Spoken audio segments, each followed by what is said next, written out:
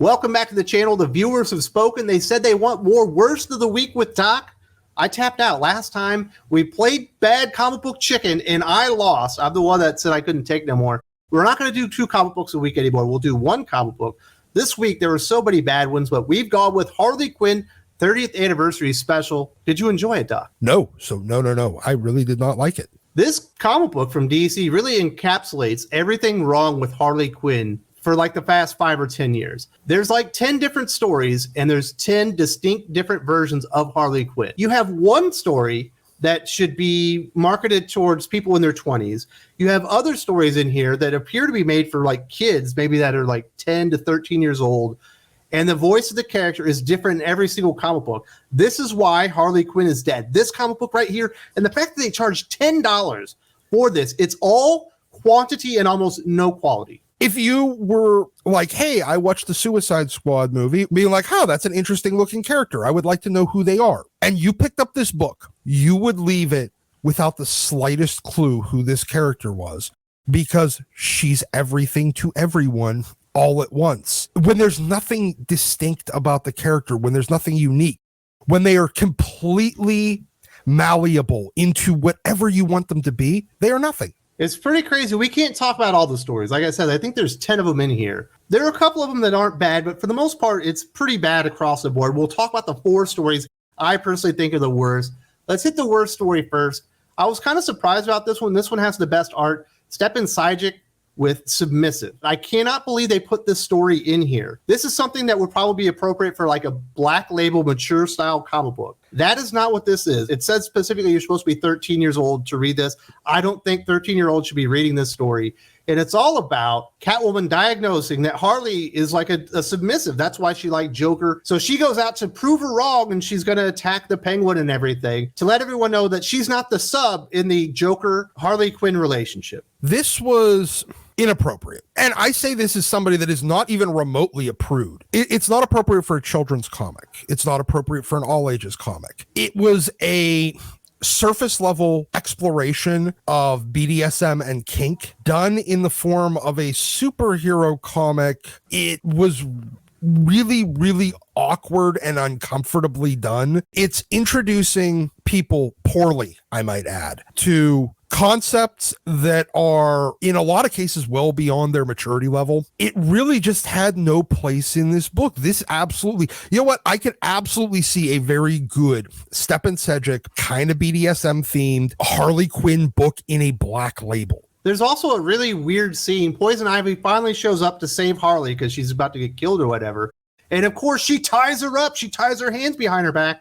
And, obviously Harley gets really turned on by this. And it was just like, what is this doing here? And there's this whole thing about how Catwoman convinces Ivy she needs to fill that role the Joker did as being her dominant. You're trying to force people into roles that they don't want. Everything here is just wrong. Stop it. Yeah, it was not a very good story. That's easily the worst story in my opinion, although it did have the best art. The next one I want to talk about really reinforces just how bad this comic book is. Troop Harley Quinn by Cecil Castellucci and Dan Hipp. When you look at this one, it is clearly designed and aimed at very young children. And this is Harley Quinn wanting to be inside of a women's club, but she gets kicked out. The Gotham's Women's Club, they said, you haven't done community service.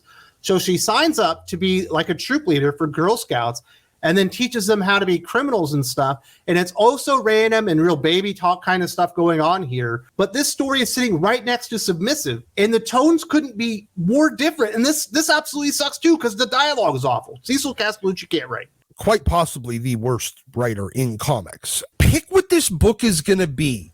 I understand that you're like, hey, let's show all the different faces of Harley. It reminded me a lot of like them trying to do a Harley version of the Baby's First Deadpool book, but completely missing the mark and by a wildly less qualified writer. The fact that Ben Abernathy and the other editors at DC Comics thought it was appropriate to put these 2 comic book stories in the same comic just shows you they are so widely misguided on what's appropriate for the market. It's just really creepy that they would put these 2 stories in the same book. These people don't know what they're doing, and they don't know how to sell a comic book. It's just that simple. If you're a parent and you're trying to get a comic for your kid, and you flip through this thing, you immediately throw it away because of the submissive story. If you're an adult looking for a comic, you immediately throw it away because of the stupid Sam Humphries story. Let's get to the next one, because this is obviously the Jimmy Palmiotti story. Nobody's done more damage to Harley Quinn than Jimmy Palmiotti and Amanda Cotter. This one's called Uncommon Bods, Jimmy Palmiotti with Chad Hardin. There's so much exposition via conversation between Harley Quinn and Alfred in here. It's nauseating. It's actually really hard to read. It was hard to get through this story in particular. And this is the worst version of Harley Quinn. She talks like a baby. All she does is want to make beaver jokes. Obviously, we know what she's talking about when she's talking about her beaver. She even asks Alfred if he likes her beaver. And why would Alfred ever let this dumbass mass murderous character just roam around the Wayne Manor and into the Batcave? At this point, who knows? This was Jimmy just taking the things that did make his initial run both charming and damaging to the character. I mean, fuck, Spinal Tap got nothing on Jimmy Palmiotti here. He ramped it up to like 14. It was all of the most annoying, sophomoric joke tropes that they've done to Harley over, the last 2.5 decades. The plot doesn't really make sense, other than the fact that she wants to help Alfred because he stuffed their beaver. It was I think annoying. Jimmy Palmiotti's legacy is definitely going to be tainted by what he did with Harley Quinn. They just destroyed this character.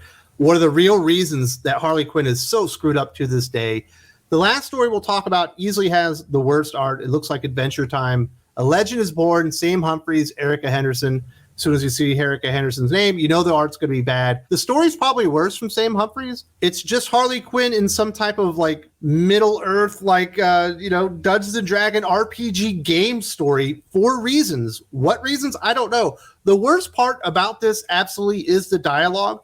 Harley Quinn trying to scream and sound obnoxious like Harley Quinn, the way she's treated today, but also trying to sound like she's in a fantasy book.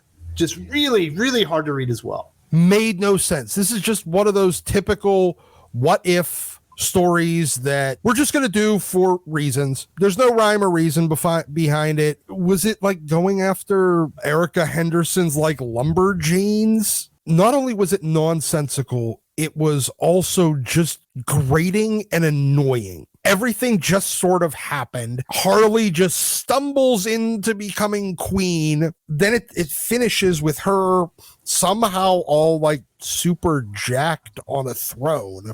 She became Conan the Barbarian. Yeah, she just becomes Conan on the throne telling her story. The entire comic book industry was going, please like this, to be continued, ? Sam Humphries trying to resurrect it from the toilet that it's in because he's a no talent nobody. This whole story was, hey, we could just do random shit with these characters and nobody cares.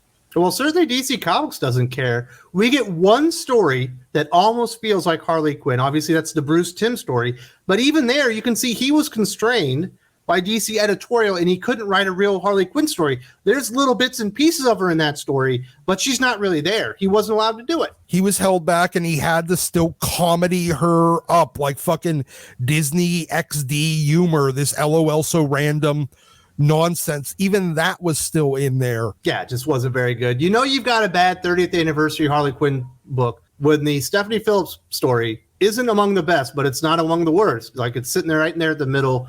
The Cami Garcia story might be the best one in here. That's how bad it was.